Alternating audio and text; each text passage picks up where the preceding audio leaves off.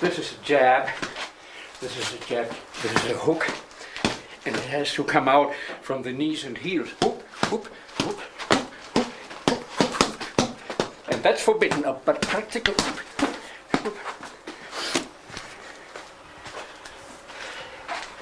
I'm an old fart.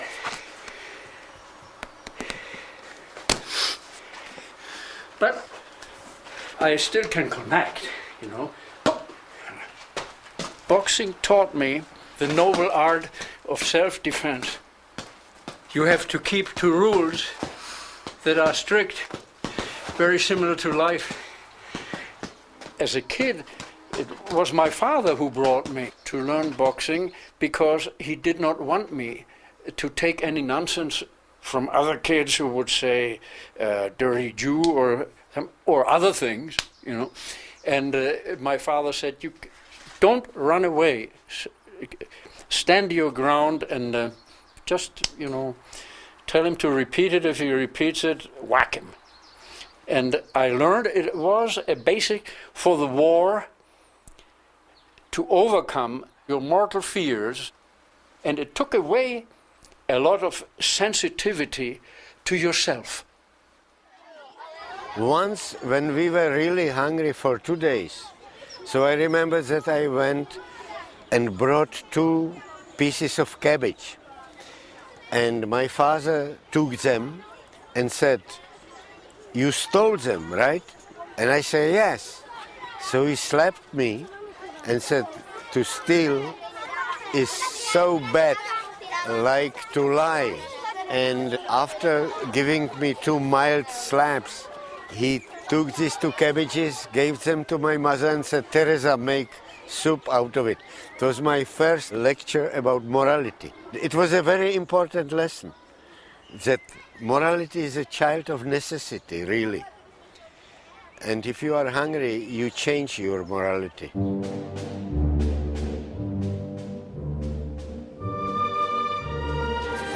So, oh!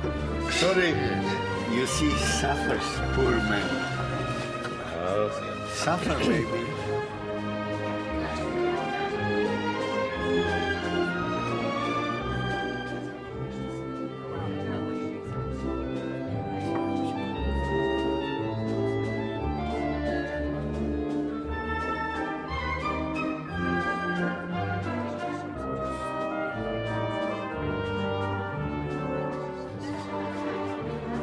I would be in your place, I wouldn't try to frighten you if you lose. Okay, go ahead.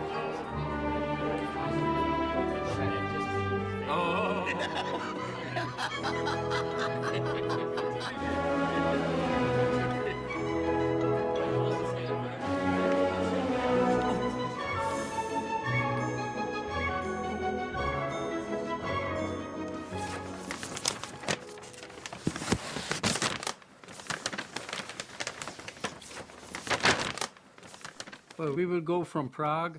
Maybe we should take a train to Genoa. We have several good reasons to write this story. But number one is that Wiener is not a victim. And that Wiener, by instincts, decided that his place is to fight. And this initiated his escape.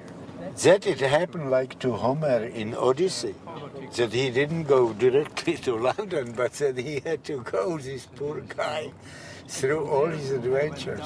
This is why you are making a movie about him, because he's so interesting. I tell you, I cannot write. He will be, for Italian women in ripe age, he would be a hit. You know, and maybe I get something what falls aside. I visited I visited the man who gave us shelter here. And he died. And you know, gave you Toscana. We are going to go there, and we are going to go to Cosenza. There, the people do not speak. You know, everything is hand. It is semiotics. You say, "I don't understand," but you have to do that with your hand, with your head a little bit, It's like this. Jewish. Where this poor nun was sacrificed that was to in a Bari, Jew. on the other side. It's on the Adriatic coast in Bari, right Bari, here, yeah. where I was in military hospital with malaria. Was she really a nun? You Are you cannot sure? you cannot be a nun, not really. Either you are a nun or you're not, right? But so she was, and then she was not. In that case. Yeah. She was a nun. Dirty old man. Before Oliviero. Jan Wiener came from Palermo. I tell you, there was never a trip like this. Because the motives for this trip is terribly sad. But we are going to have a lot of fun on this trip. And this is another dimension of history. But man, it's a triumph of human nature, of man's nature, that he cannot remain in sadness. I never suffered. I know you didn't suffer, but this poor woman. I made her happy. I know for 10 minutes, but 9 months later she was desperate. This is how it works in life. Okay, I cannot wait to go with this man. I can wait.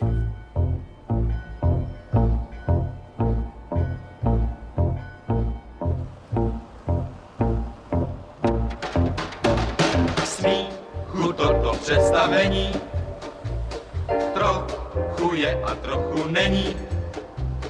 Záleží teď velectění na vašem rozhodnutí.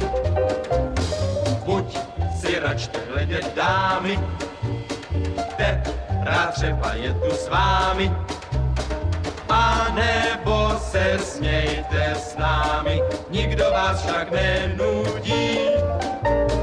Neboť toto představení k smíchu je a k smíchu není, a proto se velectění osměruje v zeptání. Kdyby měli zvuk, nemají zvuk a teď myslí, že mluví nebo něco chvíli. A vlastně není, jak už račte vědění.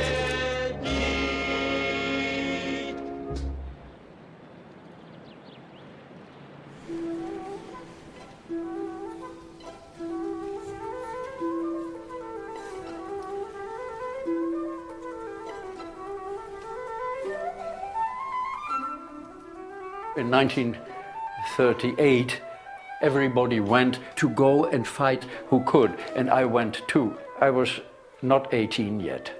And at those times, we believed that we could beat Germany with the left hand, the young people who were there. We were totally convinced. And the Munich Agreement came, and I remember there was an officer on horseback, you know, with a saber. He was riding up. He said, "It is all over.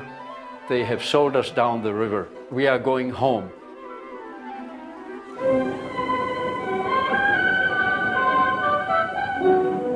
The leaders of France and Britain, desperately striving to avoid war, flew to meet the jubilant Axis leaders at Munich.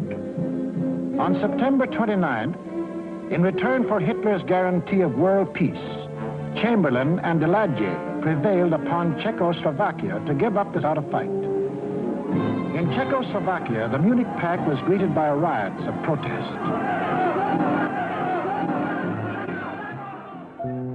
We went home, and people were standing there and they were screaming at us. I was nearly broken with shame. But we had a neighbor, she was very stout, and when we used to play on the street, we made funny remarks, you know. But when I came back from the mobilization, I went past her window and she said, "Young man, come up. I have some coffee and donuts." So I went up and she said these words, and they were prophetic. "Go, it will be terrible here. This will be horror. Go away while you still can."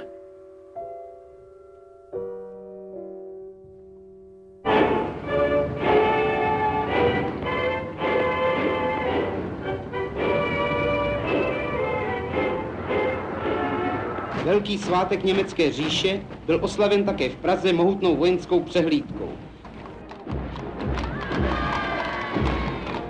Mocná vojenská podívaná ukázala jasně velikost a sílu národa, pod jehož záštitu se postavili Čechy a Morava.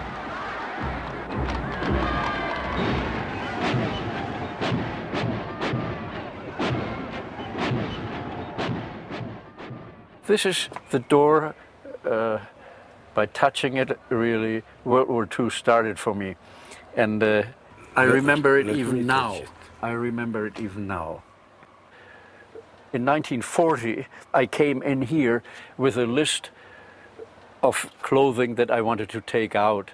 And the janitor said, "What do you want?" And I said, "I would like to give my list with my clothing to somebody, and I don't know where to go." He said, "Mr. Bohumil Havranek, third floor, fourth door to the right." So I went up. He said, "Give me that list and put it here at the corner and step back again." So I did it. I put the list there, and he read it, and I could see how sarcastic he was. He was smiling, and he said, 4 shirts, no, 1 shirt. And he went through the list. 6 pairs of socks, 1 pair of socks. 2 suits, 1 suit. 2 jackets, and so on, and so on. Then he said, 4 pairs of shoes, little Jew, you won't have time to wear out 1. And he threw the paper on the ground. And I had to pick it up, and he gloated over it. He humiliated me. And I hated that man. And all the war, from 1939 to 1945, I had a great wish to survive, mainly to come back and kill this man.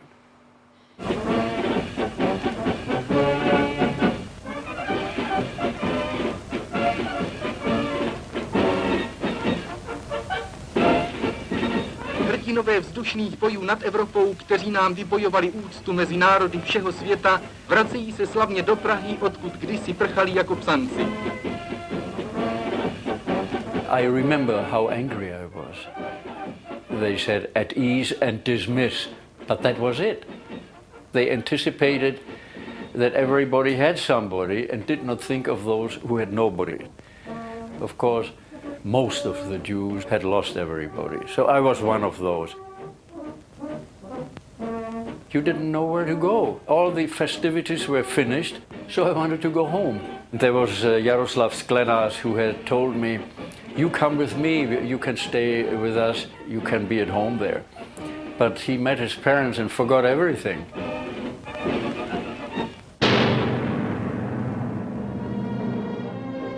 The nation didn't say anything when Czechoslovak Jewish citizens were led away into concentration camps. Those people have a reaction to their cowardice behavior, and they compensated by hero worshipping and making monuments. Those are the same people and behaved in a very similar way in communist times. So after we landed, I took my duffel bag and went to the streetcar and went to the house where we had lived and where I saw my mother for the last time, leaning out of the window and waving me goodbye. And I rang the bell and I saw the name of my neighbor's son on the door, and he opened and he was in slippers and he looked astonished and disappointed. He said, "You live?" I said, "Yes, here I am, and I want to go home." And he said, "Well, here is your home no longer. This is my home." I said, "But this is all our furniture." And he said, "Well, you can lodge a complaint, but I'm very strong in my heels. I'm the secretary of the Lord Mayor of Prague." He had already then a communist badge on. So I left, and I lodged a complaint, but I never succeeded.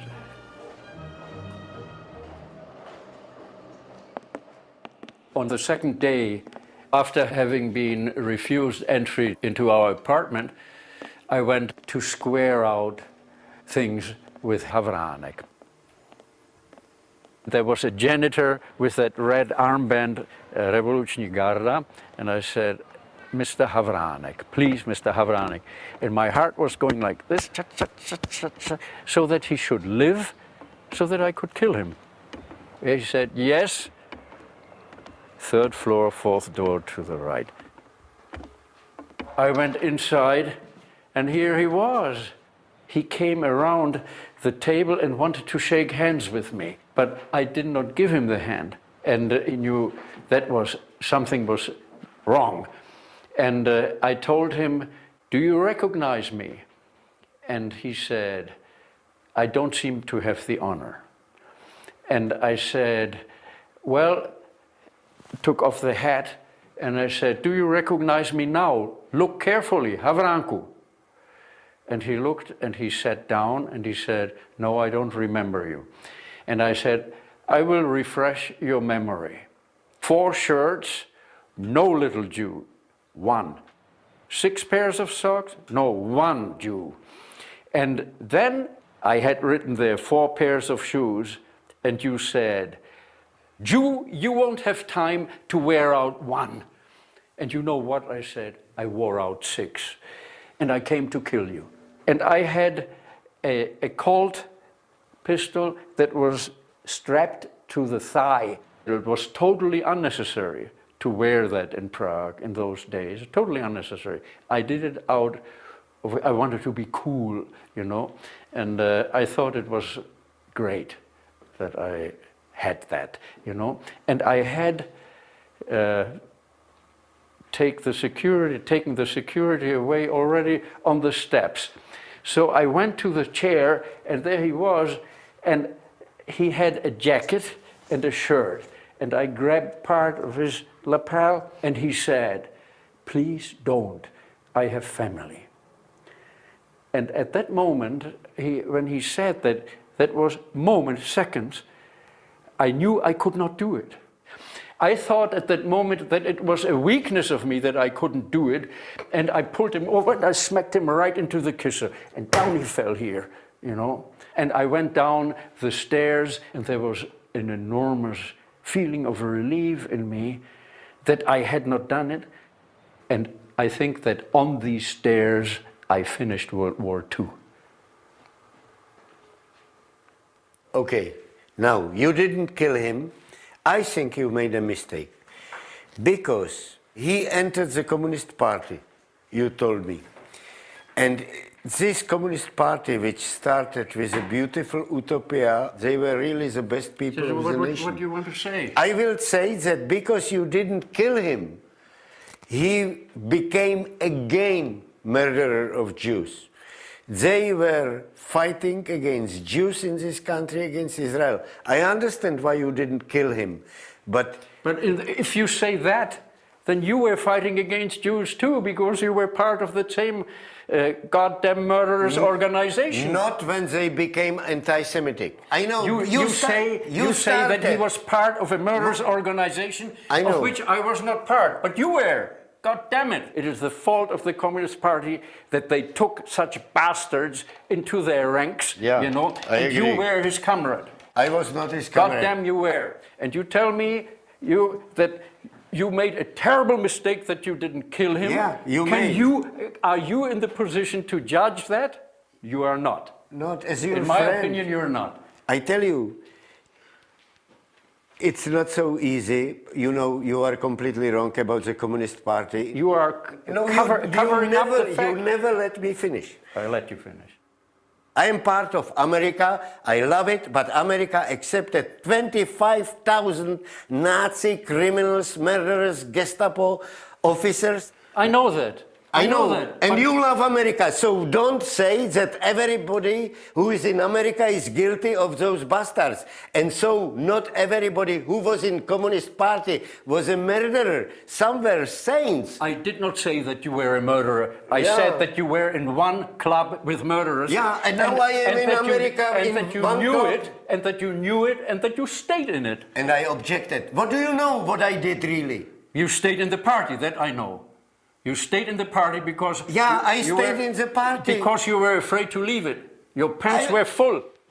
You know, I wish that it would be like in the army, that you would get an order, now enter your plane, go over to Bremenhaven and throw 5 tons of bombs. This is very easy, but this club, as you call it, it was part of the entire nation, and it really included wonderful people. I was here.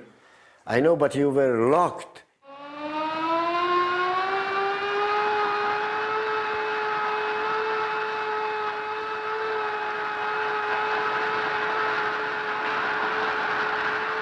Únoru řekl rozhodné slovo lid a s ním všichni opravdoví studenti. Poslední překážky rozvoje našeho státu byly odstraněny.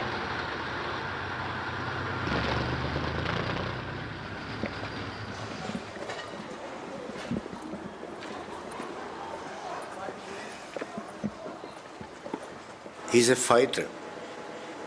He has a need and urge to fight, and sometimes I have a feeling that if he has lack of fights, that he's inventing them. He's looking for some temporarily enemy to punish him and to prove his fighting nature.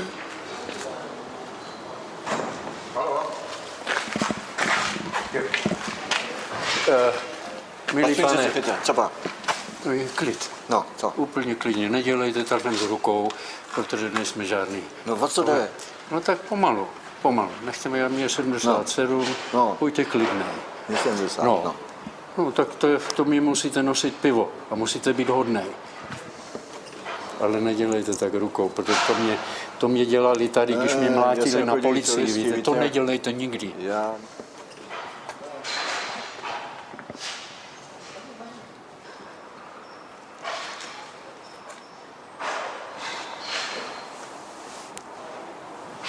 But I can call the Secretary of Interior. He's my very good friend.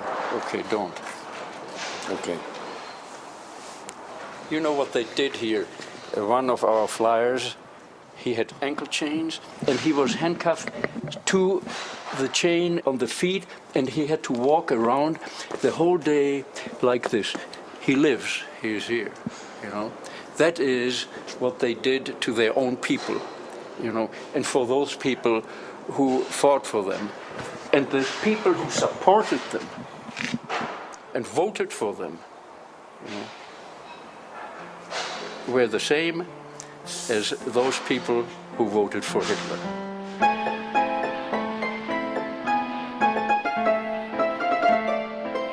Five and a half years to take away for nothing. For nothing. The reason I was here was that after 48, people from the Western armies were called Western infected and treacherous people. Very few prisoners here had a trial. We were just taken for a police interrogation, and the interrogations were rough. They started out with these trivial questions. How's your life going? How are the children? And they say, how's the wife? How's your job going? And I answered all these questions. And then one of them got angry, and he said, why don't you tell him? Why don't you tell that pig what he is? Why are you so kind to him? And they said, Frank, they said, sit down, calm down. Citizen Wiener is a reasonable person. Yeah, we would like to tell you we know what you are. And I didn't say anything. And he said, you're a spy for the British. And we have it here in writing. You know, there's no use denying it. And so what do you say? I said, well, I have never been a spy, and I don't intend to be a spy. So they said, if you work for them, why don't you work for us? And they put in front of me a pre-typed paper, a form. I, Jan Wiener, herewith pledge cooperation with the state security, and I hereby certify that I have arrived at that decision without any pressure on my own free will. There was a place for signature. And now I knew, if I do that, I'm a dead person. I have killed myself, my personality, everything, you know.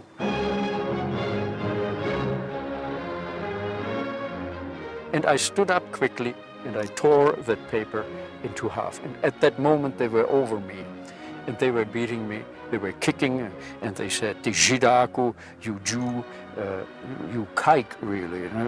And then the others left, and the good one sat there and looked at me like a therapist would look at you, you know, and he said to me, "You have disappointed me."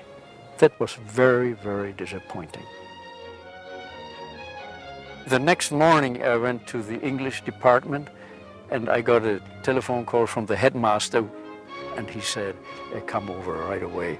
So I went, and there were two men in leather coats and berets sitting, and the headmaster, who was a very nice man, Karel Spoor, and he held that piece of paper and his hands were shaking, he was white in the face, and he said, "Dám vám výpověď pro protistátní činnost a protilidový postoj. I dismiss you for anti-state activity and anti-people's attitude. Please sign here." And I said, "No, I do not," the same as you said, "No, I do not sign anything because it is not true." And one of those two sat there, he said, "You don't even have to." And they took me, gave me handcuffs, and in the evening my head was shaven and I was here in Červený Újezd in that camp, delivered. You know, they met two friends like two of us, and one said, "Where have you been last 15 years? And the one says, "I was imprisoned." "For what?" "For nothing." "Don't. You must be kidding." For nothing they gave 25 years. Whenever we came back from the shift, loudspeakers were blasting this very optimistic socialist music, that kind of music that my father called organized farts.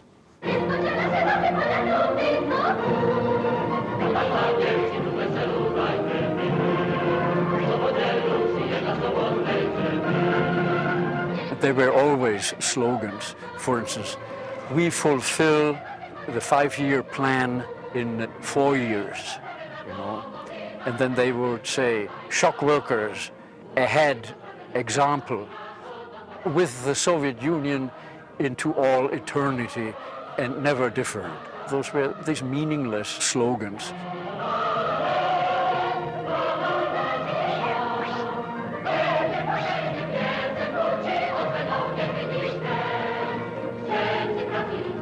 So tell me, what did you do when I was in prison? I tell you, when you were in prison... Yes, 50 to 55. Oh, this was a bad year for me too. I got 5 harshest punishments in the party because I was always criticizing, because I believed that communism should be more democratic than capitalism, more tolerant, more just. Did they send you to a camp or? Moment. This I will tell you For too. how long were you locked up? Moment. I had a good life. Let me ask you another question, because it is referring to that. Yes. In the time when you had a horrible life. Did you know what happened to people who were fighting as we were? Did you know that? You must have known that the flyers were locked up, haven't you? I tell you, I can swear to you on health of my children and grandchildren that the day when I found out that I am with a regime which has concentration camps, I felt sick of my stomach. I couldn't sleep, and this was the end of my belief. And I ended as an exile. But if I learned something, I learned it through horrible mistakes.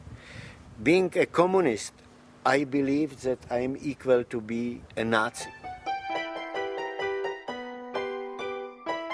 There was no other party than Communist Party, and if you wanted to have an active life, and you have only one life, so you entered this party.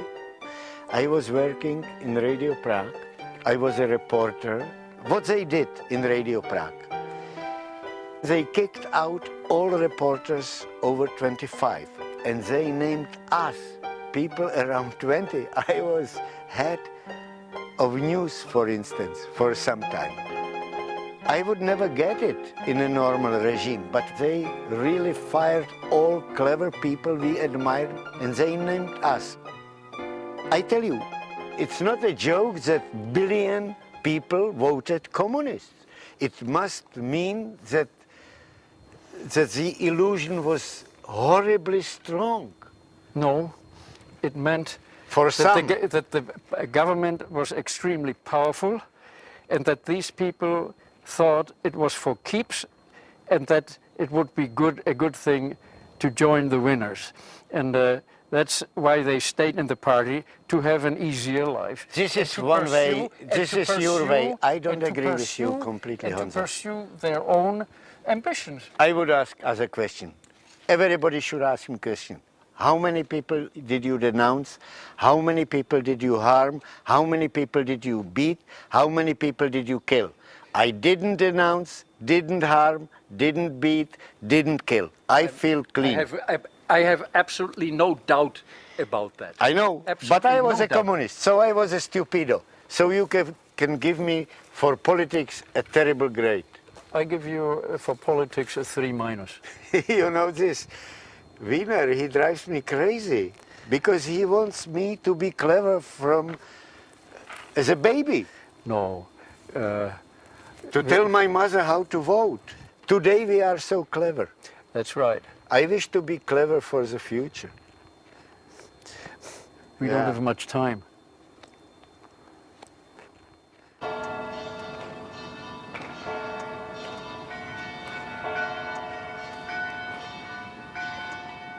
I don't think that he was unfair.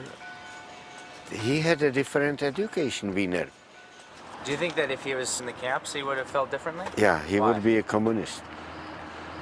Because he would be so unhappy with the society that he would be ready to change everything from scratch and to start again. In the Communist Party, we had to study Jefferson. I know Jefferson better than American students. I know American Constitution by heart because it's beautiful. Only they said, but it was never fulfilled.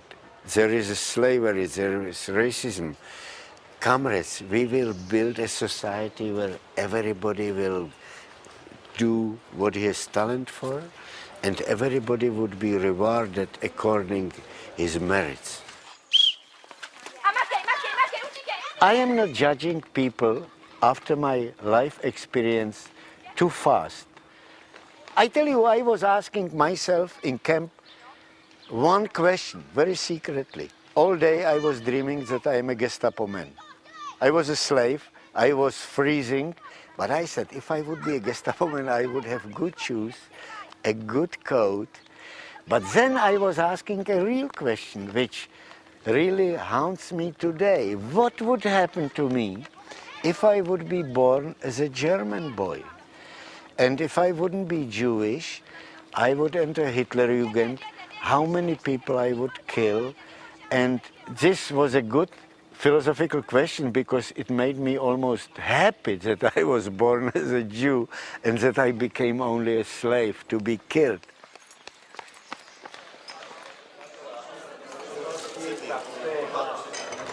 You know, these Germans in Auschwitz doubted it at the end. Yeah.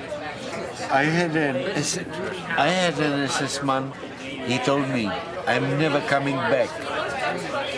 You don't know what Auschwitz is. I know what Auschwitz is. If I would tell to my parents what I saw, they would die from shame. I am volunteering for the Eastern Front, what meant death. He said, I'm not coming back. And we spoke about what to do if they would order him to come back. He said, I am going to kill myself. So there was human, definitely. They were human. The terrible thing is that they were human without measure what's right and wrong. So bless you who were destroying them. They needed to be destroyed.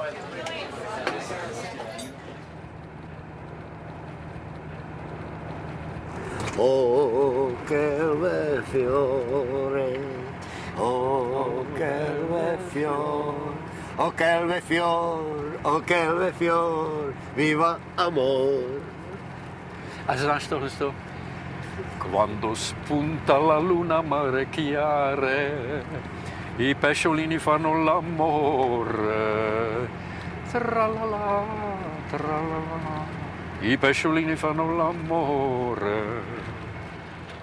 I am trying to feel how Nazis felt when they went this road. They felt like gods. They were going this road. Eichmann was coming this road, for instance. Yeah, these are the fortifications of the little fortress. Theresienstadt was a transition camp. Germans wanted to achieve several goals. Goal number 1, to concentrate Jews in one place. Goal number 2, to convince the Western world that Jews are treated maybe hard, but it's bearable.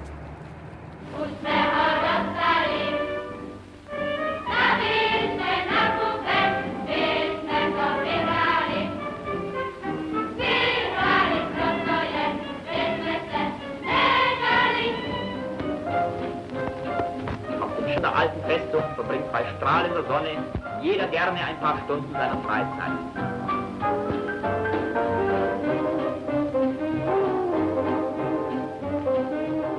The Germans were thinking of the end of the war, that with the killing of the Jews, that they would be in very bad shape, and they wanted to have a different image.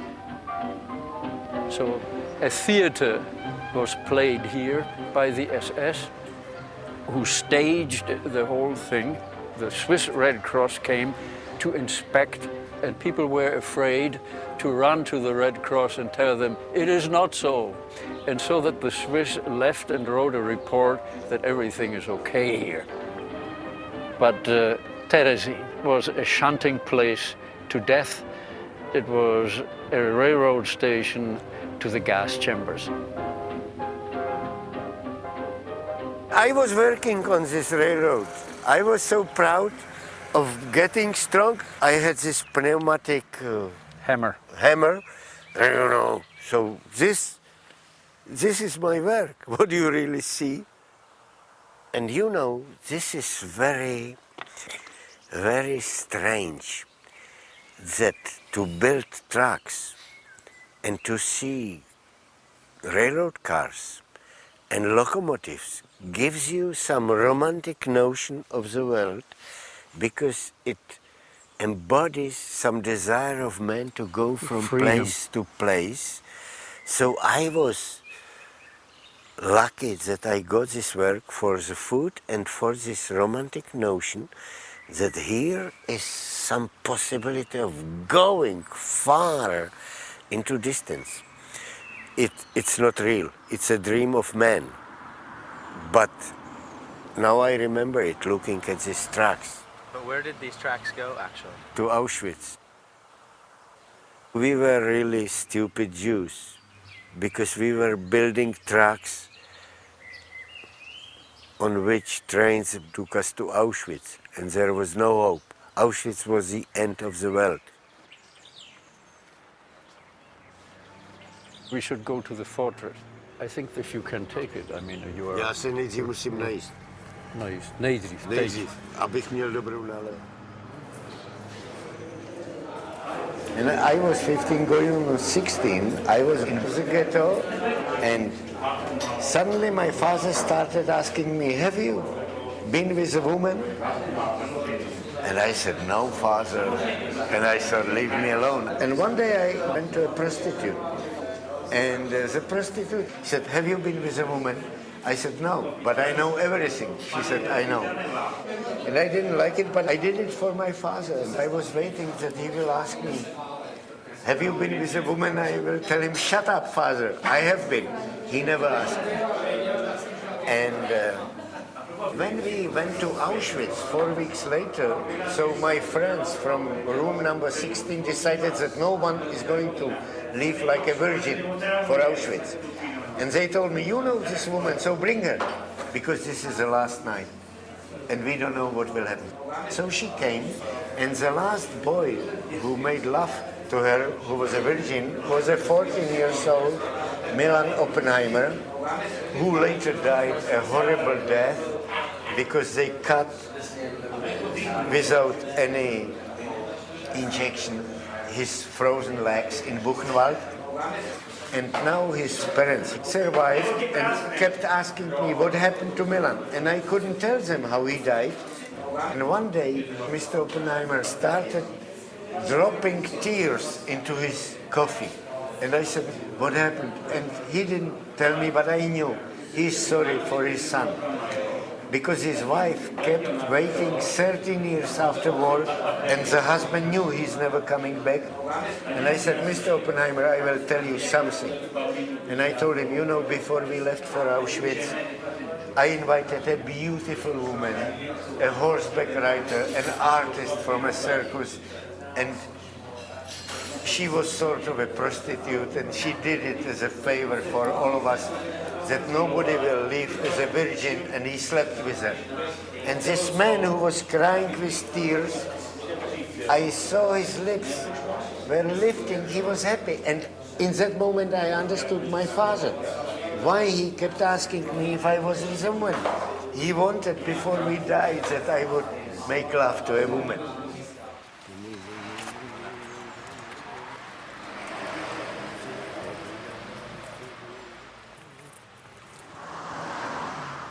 Jdem. Akorát uvažuji, jestli si mám dát ten guláš, anebo si dát něco, ještě to už si nedám, ale už jsem ho měl dost, ale byl vynikající, víš, že byl dobrý. Ne. Proč? Přeslaný.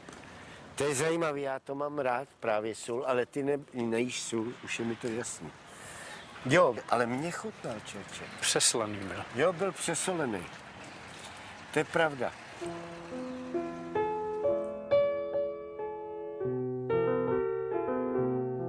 In camps, if you would be sensitive to everything what deserves your sensitivity, you would be mad.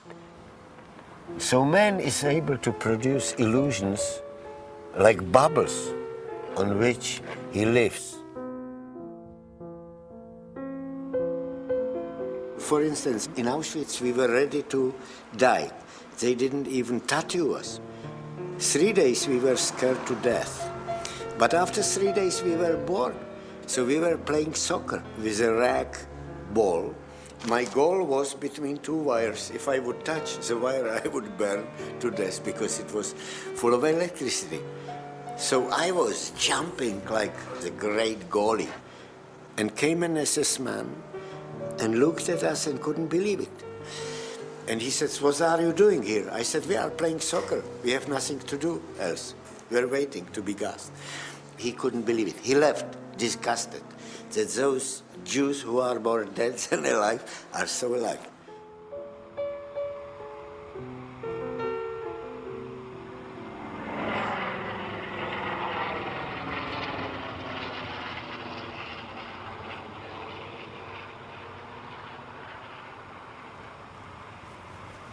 It's hard to speak in front of Wiener because his mother was beaten to death here. Here, where do you see this, this wall? So they picked up father and son and gave them sticks and said, one of them can live.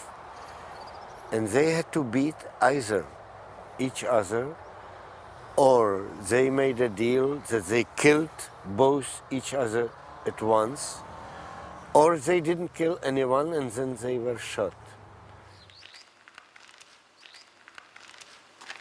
So, Arnost, this is where most probably my mother died.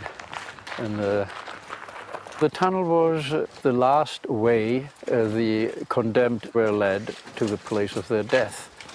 So those were the last moments of their lives. They were handcuffed, or their hands were bound with rope, and they were led by SS guards through here.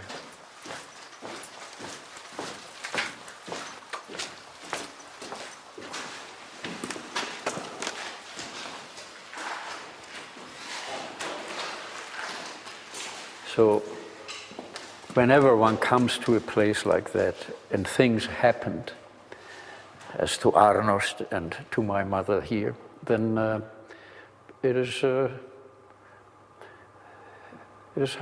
difficult to take. You know, it's difficult because with a little fantasy, you see people here, you know, how they lived.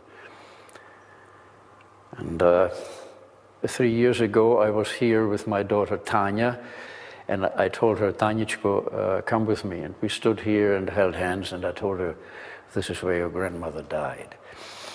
And,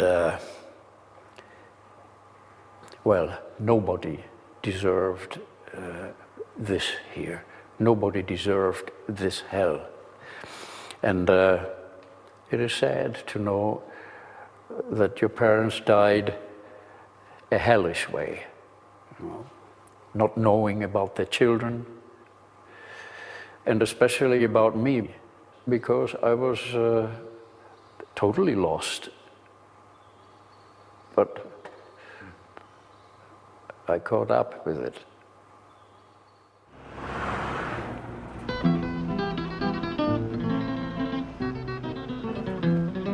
My grandmother told me just prior that I left Czechoslovakia, if the situation gets bad, don't sit and let the situation get to you. Get away from it, and if you don't know where, make some move, and it will carry you somewhere, and from there you will then be able to do the right thing. And she was absolutely right. Would you be so kind and stop for a moment, and I will go and ask, because I think we are very near. Okay. I had received an exit visa from Nazi-occupied Czechoslovakia. So I went to join my father and my stepmother in Yugoslavia. I was very young, I was 20 years old. We had rented a little house. Every week we went to Zagreb to get a visa, either to Britain or to America. We didn't get it.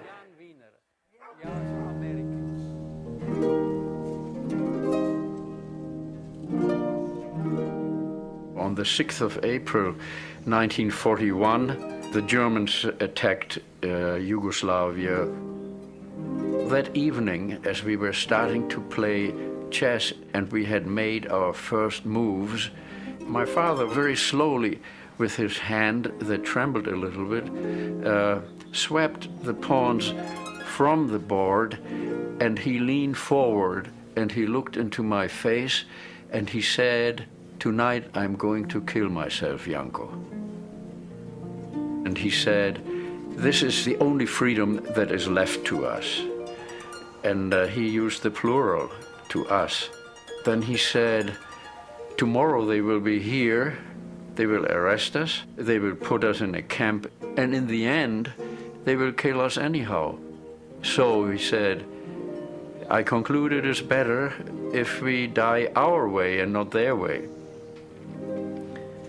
And I did not say anything. I just looked out of the window, and I remember that it was in April that the first corn came up and was green, and it looked beautiful outside. And then he said, "And what about you?" And I remember very clearly that I said, "I will live."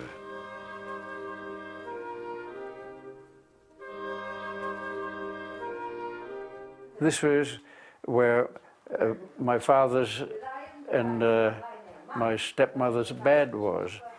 And I had a chair, I sat on a chair at their bed, and here was my father lying on my side, and he was in his best dress, and he had even shoes on, and he said to me, "I have taken the pills already. Hold me by my hand." And then we spoke, you know, and then he closed his eyes and he fell asleep. And I had that thought that I was always very ashamed of. The thought was, die fast so that I can run and save myself. And then my stepmother was already dead. And then his breathing got very fast, you know, and then it stopped. But if I think today that I'm 78 and he was only 53, that now I could be his father, it is a strange thought, and I have that thought frequently, that I could be my father's father, you know. For sure, he was right, but I cannot imagine, Arnost, I cannot imagine that I would leave my son alone in this hostile world. I could not. But You mean if you would be your father? Yes. But when you were with your father, you must have been thinking about your mother. About? About your real mother. You must sure, have been thinking about your mother. I was angry with the second wife. I was angry with her, and it was not her fault. Yeah, I was angry also that she was dying with my father and not my mother, you know. And I think of that, and it was a strong feeling because my father left us because of her. And she was pure Aryan, German, and she could have walked out of here scot-free. So she loved him? Yes, she did, very much. She loved him very much. It is an injustice to wipe somebody out of memory who has behaved in a... there could not be anything better. You cannot express your love more than dying with the one you love. I tell you, suicide in those times was not a crime. No. I thought for sometimes that it was selfish to leave me alone. No, I thought it sometimes. I know, but on the other hand, he made you free. You wouldn't make it with that woman. He couldn't leave the woman. I tell you, his dilemma was impossible. It was really a murder. Because they were pushed to the wall. Yes, maybe he saved my life. Your father? Yes, by that I was my free agent. You wouldn't be able to drive under the train, to walk to Trieste. That's correct. No. That's correct. So your father knew it. I tell you, I think that your father was a wonderful, wise man, and strong man. That is very nice of you to say. Even if sometimes we quarrel, this is also a very strong point that unites our fates. And if you had been here, we would have run together, Arnost. Já ti děkuji. Mě dobré, jak jsi byl. Prosím tě, ten chlap, to byl nádherný člověk. No jo. Jo. Das ist echt. Das ist schon 6 Jahre alt. Ja, ja. Das Liebe, ne? Aber Genau. das können wir nicht alles trinken. Ja, langsam, jetzt nehmen Sie mit. Okay, okay.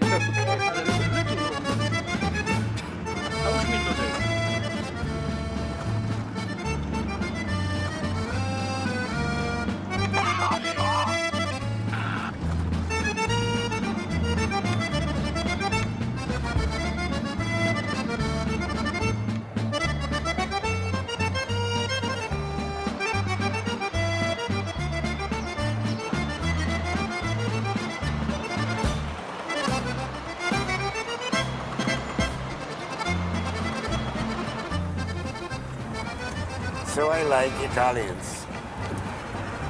I was in a camp with 6,000 people. It was Buchenwald. They were 2,000 Italian deserters. They were the best people I ever met, these Italians, because they were forbidden under the punishment of death to flirt with German women. And every day they were flirting and more. And they were hanged, but nobody could stop Italian from flirting. So I thought, my God, what a nation. My father was not such a reflective man like Wiener's father. What made my father happy days during the war were speeches of Hitler. I remember as a child that our father couldn't stop laughing, and he called us to the radio. He said, listen. I didn't understand why should I listen to some strange man who was shouting.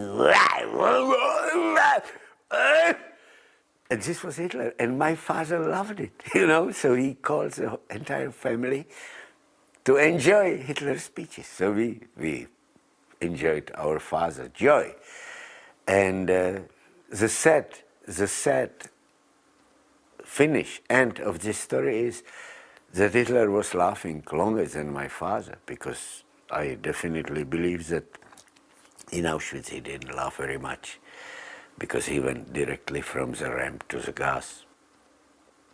I am thinking about him very often in that gas chamber. I tell you, this is my only trauma, because my father was so good, and I try to imagine his last moments in that gas chamber. I believe that he thought about us very much. This is my only bet, because I have nature like my father. I am able to take things from the easier side of life, from the sunnier side of life, and it helps me. It makes you slightly stupid, but it's a beautiful stupidity. It's like being short-sighted, taking off your glasses. Everybody looks a little bit more handsome and nicer. But this is if my nature would be 12 hours of day, this part of my nature is the last minutes, 1 minute to 12. And this is this trauma about how they killed my father.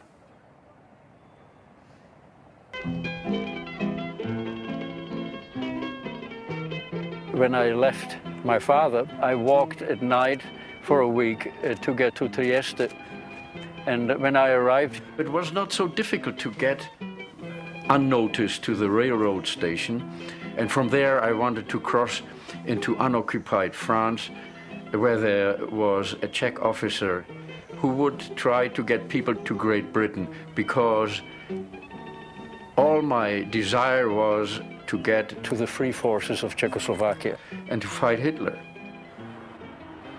Try to imagine that he was laying here with his head to the front. And he cannot believe that he did it, really.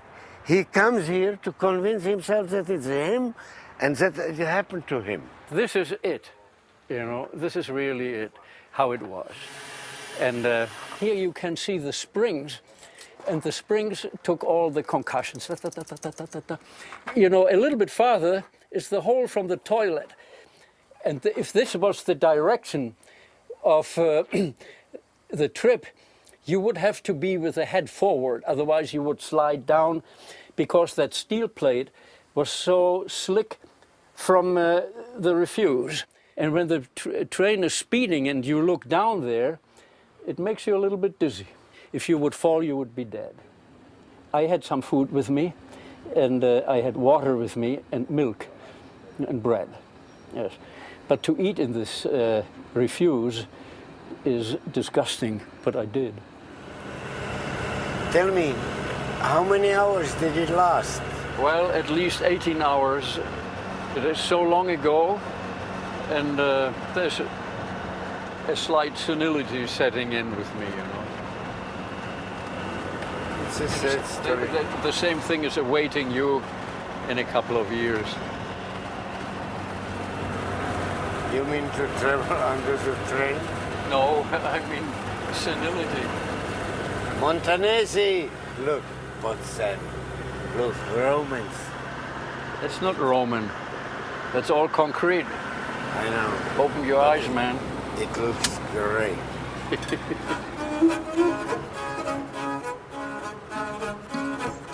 Under the train, I had that great feeling, you are going somewhere, and all my energy was focused towards that.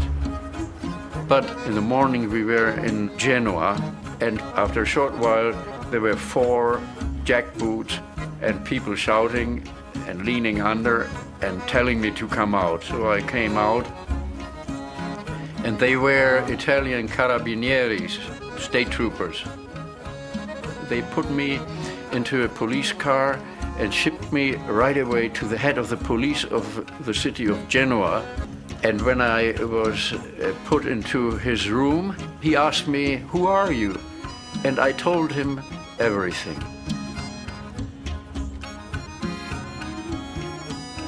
He said, "Why don't we send you back to Prague? It won't be so bad."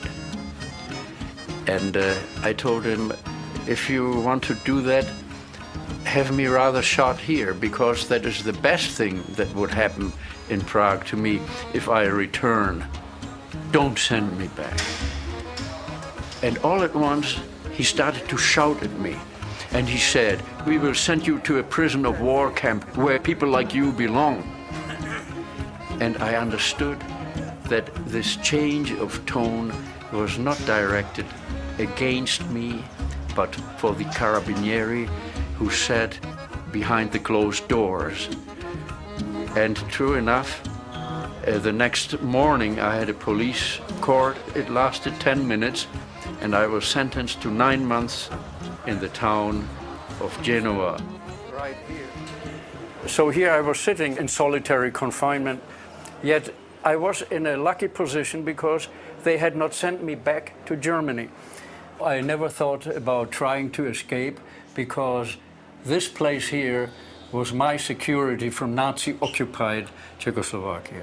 So I never thought of being, I would have walked back here, you know. I have these ideas, for instance, because I am writing a story about him. Please don't. It's okay.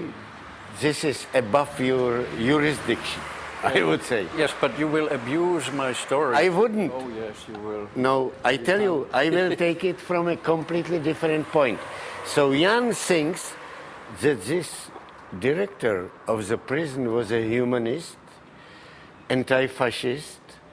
No, I never said that. Moment. We have a story which can be looked at from 5 different point of views.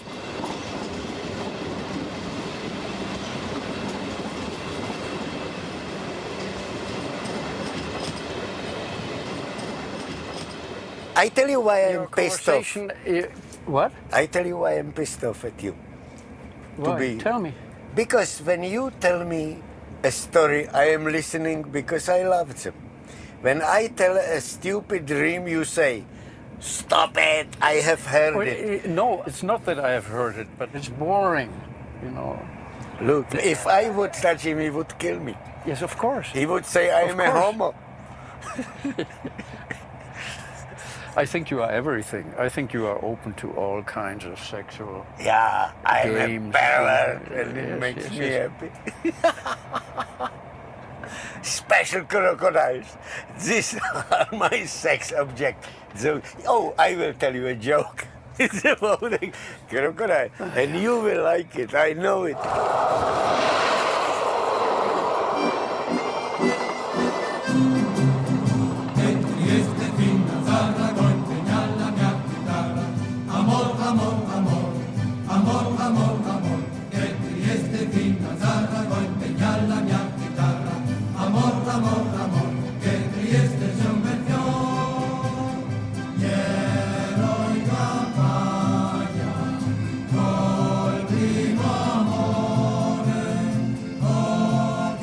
I would like to ask one question.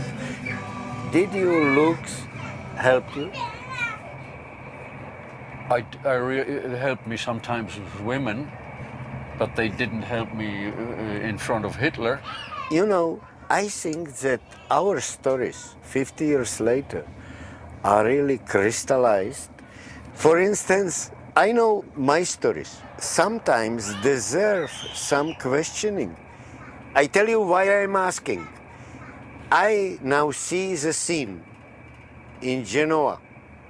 There is a fascist director of the police. Here is a boy. And I can imagine that this older man, maybe he had a son, or he wanted to have a son. Maybe he lost a son. I don't know. It's a fantasy. And this boy looks handsome. And maybe this director said, wouldn't be pity to make this boy lose his life. This is how I would write the story. I am trying to imagine things I don't know. So this is why I'm You asking. don't know, neither do I. It's a cop-out. That's bullshit. It's I cannot tell you anything like that because I don't know. Yes, it's more. It's bullshit what you say. It's a cop-out. Yeah, because there must be. You never had this idea about this director. What made him to decide how he decided? No, he was just a good man. But to be a good man is a result of some process. There was a Because he was moved by what I told him and not by what I looked. He was moved by the death of my father and the tragedy. That's why. That's how I see it. And what if but this not by milligram of your looks was important? Don't say it's a cop-out.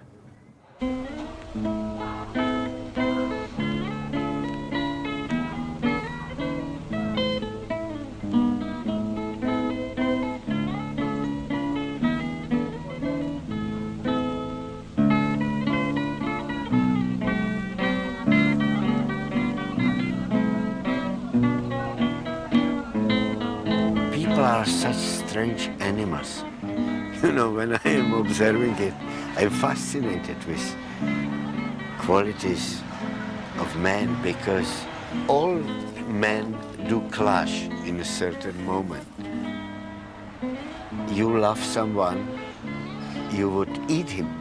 How much you love him, you would get as close as possible, but at the same time, your desire has like a chamber in a submarine where you want to be alone, even from this most beloved person. But I think that it's a beautiful trip. You know, to spoil this trip would be shame.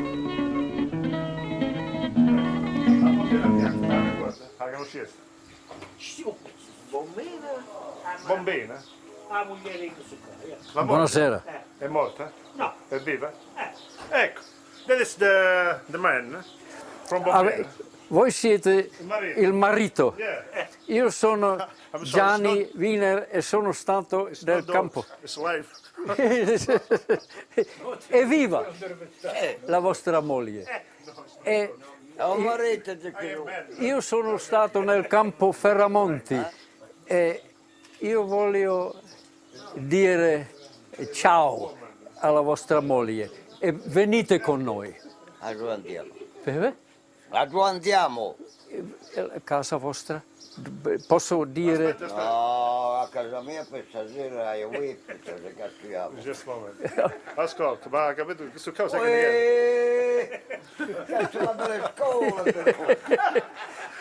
Jdi prdele. Ale ty jdi do Ti dio prdele, tady nemáš co dělat vůbec. a Ferramonte, poi sta facendo un documentario su come si fa tutta la vita sua. Date diretto già! Mi date diretto ai macchinari! Ok. Allora, andiamo.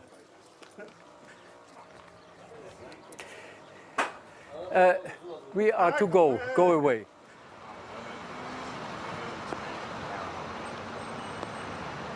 Sono stato qui di visitare.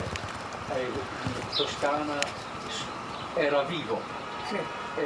Abbiamo bevuto Ti porto io, dal mia moglie. dal frigo ti porto io, ti insegno io dove. Grazie. Stai tranquillo, fra 10 minuti ti porto io. When I left prison, I was put into a prison of war camp, which was in the very south of the Italian mainland, in Calabria, near Cosenza. In that camp, my best friend was a Polish cavalry soldier, Zbigniew Jakubek. In 1943, Jakubek and I decided to escape, and our aim was to cross the front line. And one night we arrived in an olive grove we were very hungry. We were undernourished. We didn't even have a shirt. And we saw a farmhouse about 400 meters away from us. So we made a decision to rob them.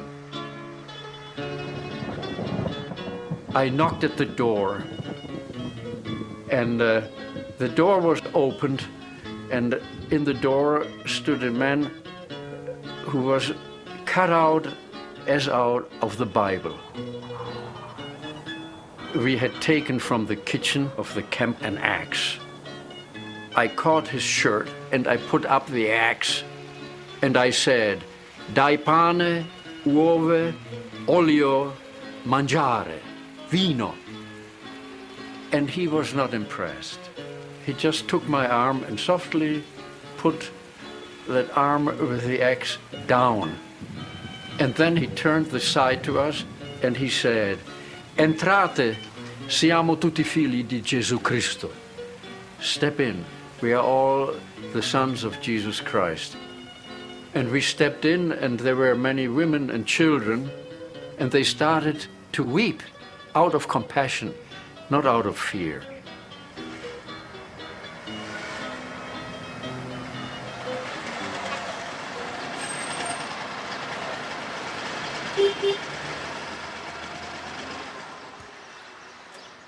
Io sono Gianni di America. No, va bene.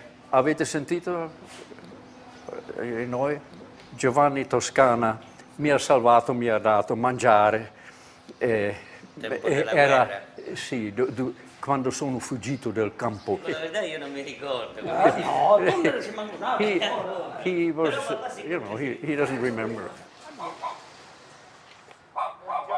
Questo è il figlio. Figlio di Giovanni Sì, Toscana.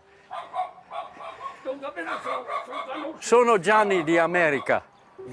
Mi conosci? It makes you also think of time, how much time has gone by. Who then can be surprised that when you ask, don't you remember? And without being crude or rough, they say, we don't. And you cannot ask it of them. Dove Guglielmo? Ah sì, Salvo è morto. Guglielmo è morto.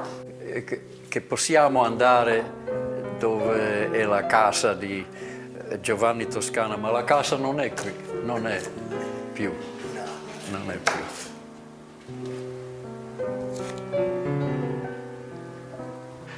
La Concetta, la figlia di Giovanni Toscano. Io sono Gianni d'America. Ti ricordi? Sono stato prigioniero nel campo a Ferramonti e il vostro papà era il mio amico. No, non si ricordi, non ti ricordi. Allora,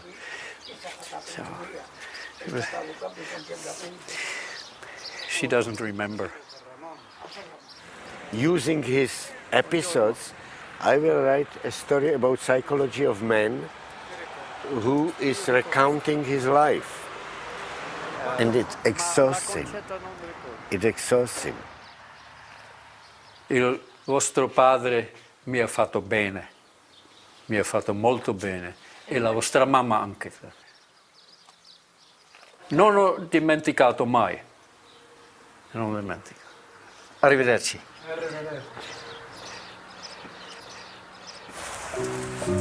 So that camp was all over here, you know, and that autostrada was not there.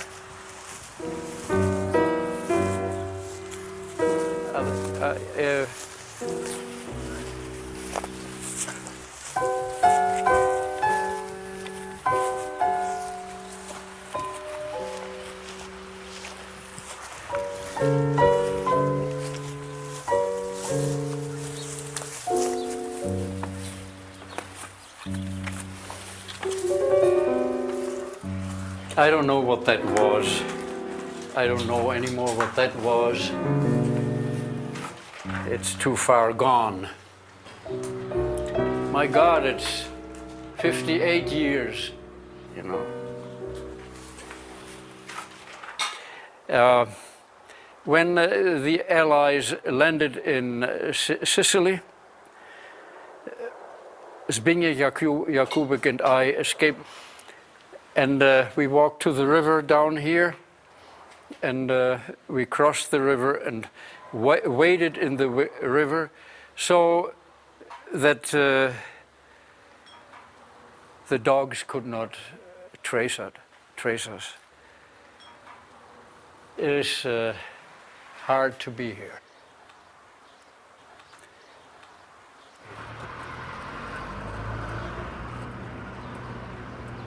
I don't give a shit for this kind of analysis. We sit in the train and he asks, don't you think that that police president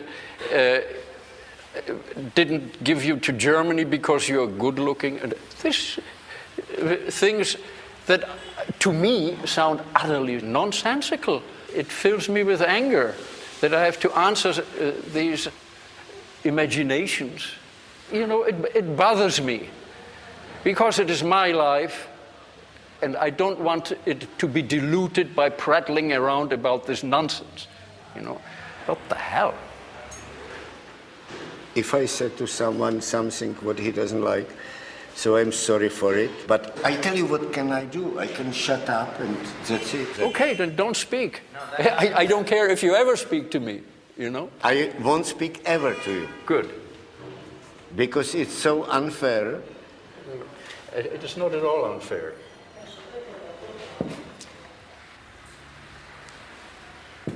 That's all.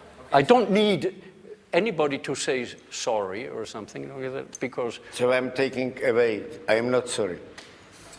I'm not sorry for an inch. So may I leave now? Because I want to eat. I don't want to be part of such nonsense.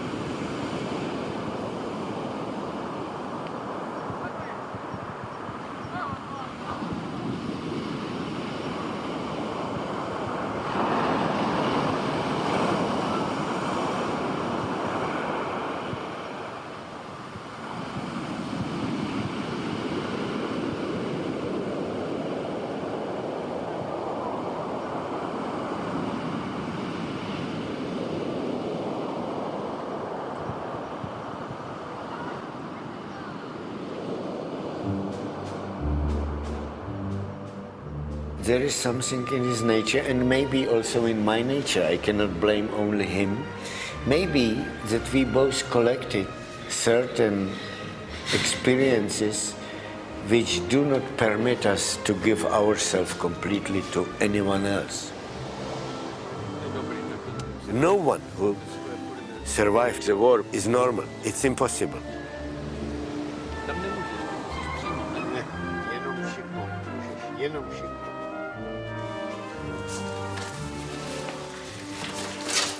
And now we are going home. Such is life. I am not any more interested in writing this story. Not that I'm not interested in the story itself.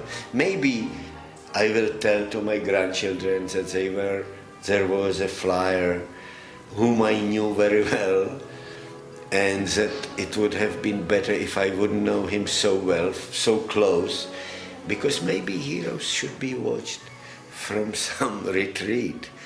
Maybe we shouldn't come too close. I think that fighters are important in time of war, that maybe fighting nature is not so comfortable to be with in time of peace. I cannot say anything bad about Wiener. I know that for the sake of film it would be beautiful if we two old idiots would fight. I am sad enough that we realized that we are simply too different for friendship. And it doesn't mean that he's bad, and it doesn't mean that I am good. I try to understand him. There are some streaks in him which in his 20s were very useful. He had to beat the cowardness which is in all of us, but this education to roughness doesn't help him today.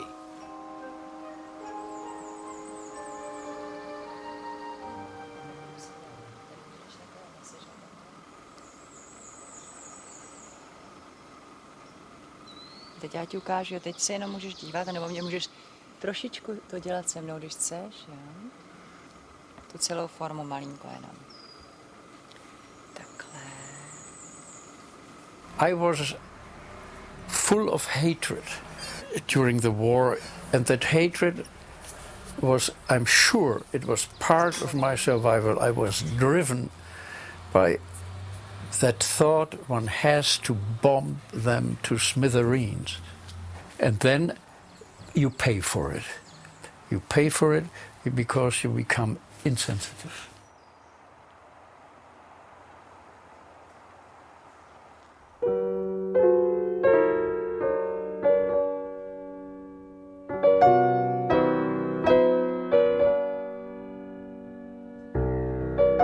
When you will finish your documentary, it must answer the question, why is better for man to fight and to defend himself?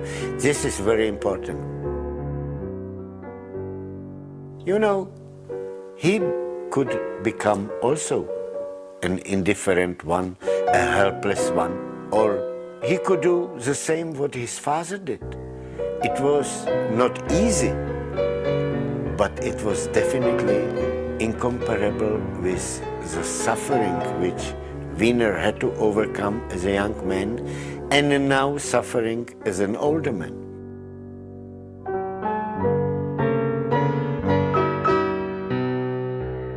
Wiener's life story expresses some features of our time. He's not only a hero, he's a hero of our time. He's a hero of time which creates millions of cowards, millions of indifferent people. And you cannot blame them because people were not born to be heroes. People were born to live their life as usefully and comfortably as possible. And this makes millions of people indifferent. They are sorry when somebody is killed, but they would be more sorry if they would be killed, so they don't care. They don't burn their fingers. And in this time, Wiener became a fighter.